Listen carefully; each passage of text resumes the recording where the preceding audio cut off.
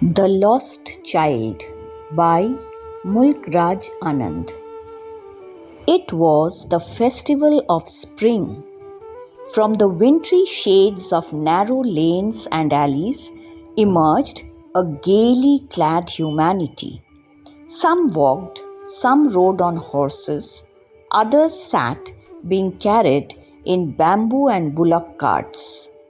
One little boy ran between his father's legs, brimming over with life and laughter. "Come, child, come," called his parents as he lagged behind, fascinated by the toys in the shops that lined the way. He hurried towards his parents, his feet obedient to their call, his eyes still lingering on the receding toys.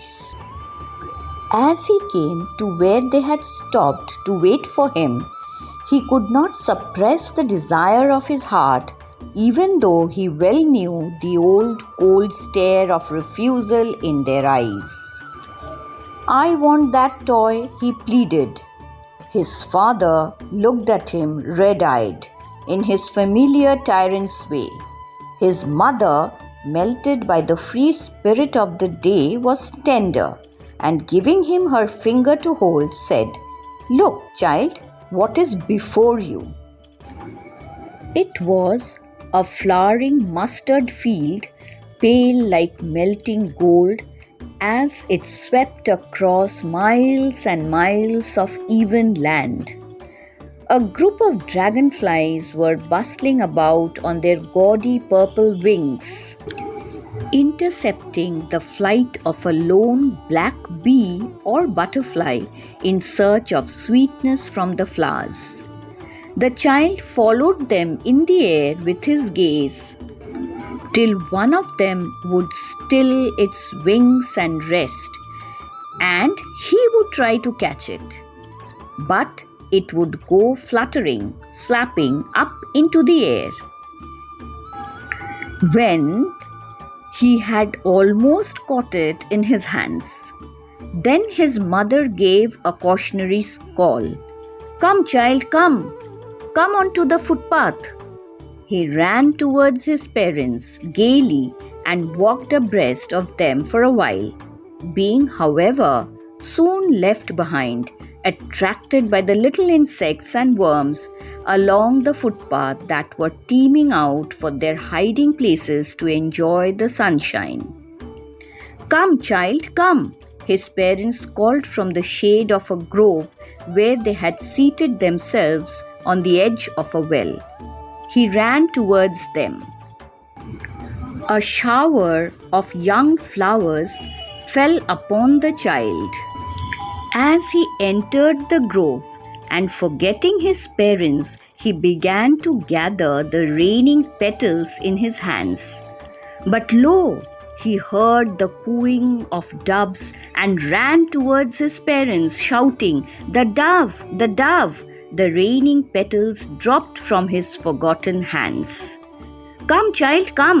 they called to the child, who had now gone running in wild capers round the banyan tree, and gathering him up, they took the narrow winding footpath which led to the fair through the mustard fields.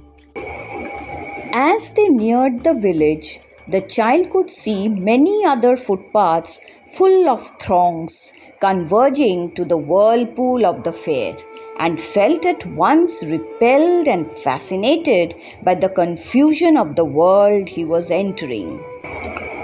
A sweetmeat seller hawked gulab jamun, rasgulla, barfi, jalebi at the corner of the entrance, and a crowd pressed round his counter at the foot of an architecture of many coloured sweets decorated with leaves of silver and gold.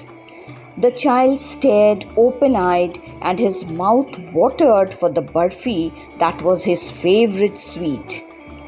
"I want that barfi," he slowly muttered, but he half knew as he begged that his plea would not be heeded because his parents would say he was greedy. So, without waiting for an answer, he moved on. A flower seller hawked A garland of gulmohar, a garland of gulmohar. The child seemed irresistibly drawn. He went towards the basket where the flowers lay heaped and half murmured, "I want that garland." But he well knew his parents would refuse to buy him those flowers because they say that they were cheap. So without waiting for an answer, he moved on. A man stood holding a pole with yellow, red, green and purple balloons flying from it. The child was simply carried away by the rainbow glory of their silken colors, and he was filled with an overwhelming desire to possess them all. But he well knew his parents would never buy them because they would say he was too old to play with such toys. So he walked on farther.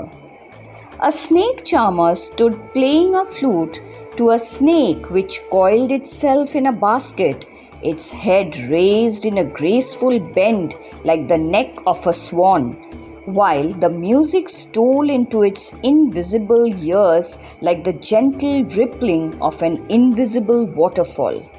The child went towards the snake charmer, but knowing his parents had forbidden him to hear such coarse music as the snake charmer played, he proceeded farther.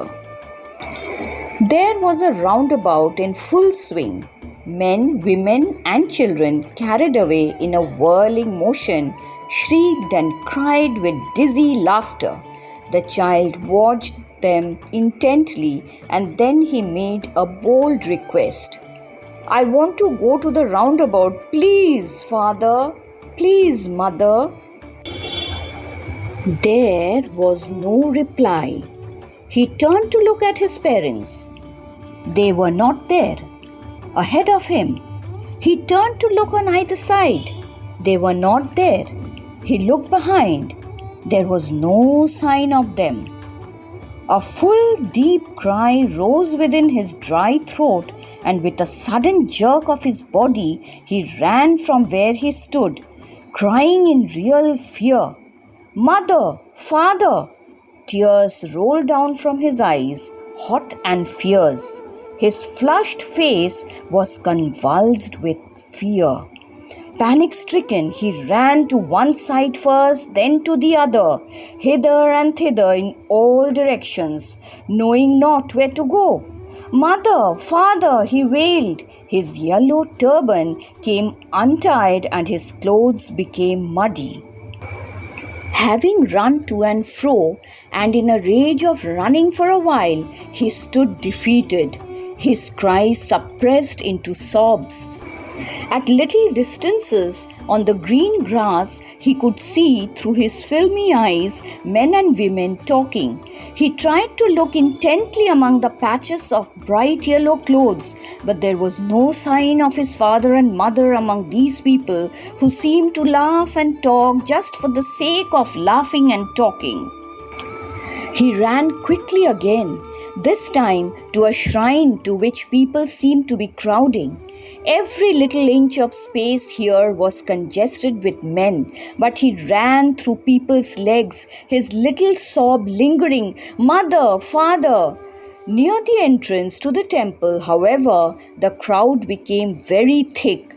Men jostled each other, heavy men with flashing murderous eyes and hefty shoulders. The poor child struggled to thrust away between their feet, but knocked to and fro by their brutal movements. He might have been trampled underfoot had he not shrieked at the highest pitch of his voice, "Father! Mother!" A man in the surging crowd heard his cry and, stooping with great difficulty, lifted him up in his arms. "How did you get here, child? Whose baby are you?" the man asked as he steered clear of the mass. The child wept more bitterly than ever now and only cried, "I want my mother! I want my father!" The man tried to soothe him by taking him to the roundabout. "Will you have a ride on the horse?" he gently asked as he approached the ring. The child's throat tore into 1,000 shrill sobs, and he only shouted, "I want my mother, I want my father." The man headed towards the place where the snake charmer still played on the flute to the swaying cobra. "Listen to that nice music, child," he pleaded. But the child shut his ears with his fingers and shouted his double-pitched strain, "I want my mother, I want my father." The man took him near the balloons, thinking the bright colors of the balloons would distract the child's attention and quieten him. "Would you like a rainbow-colored balloon?" he persuasively asked. The child turned his eyes from the flying balloons and just sobbed, "I want my mother, I want my father." The man, still trying to make the child happy, bore him to the gate where the flower seller sat. Look, can you smell those nice flowers, child? Would you like a garland to put round your neck?" The child turned his nose away from the basket and reiterated his sob, "I want my mother, I want my father." Thinking to humor his disconsolate charge by a gift of sweets, the man took him to the counter of the sweet shop. "What sweets would you like, child?" he asked. The child turned his face from the sweet shop and only sobbed, "I want my mother, I want my father."